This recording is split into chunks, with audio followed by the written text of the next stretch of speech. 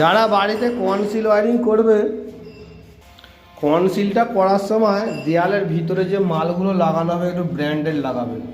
এটা যেমন দেখুন কনসিল স্টপ কপটা আমরা লাগিয়েছি মার্ক কোম্পানির, দেখতে পাচ্ছেন মার্ক লেখা আছে, আমি ভালো করে দেখাচ্ছি।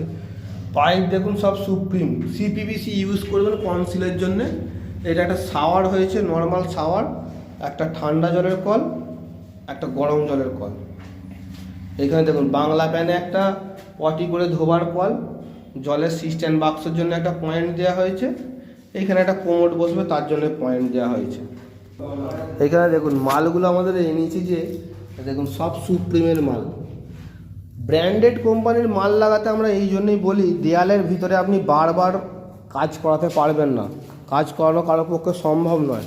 কারণ হচ্ছে টালি হয়ে যাওয়ার পরে লিকেজ বেরোলে লিকেজ খুঁজে পাওয়া খুব অসুবিধে।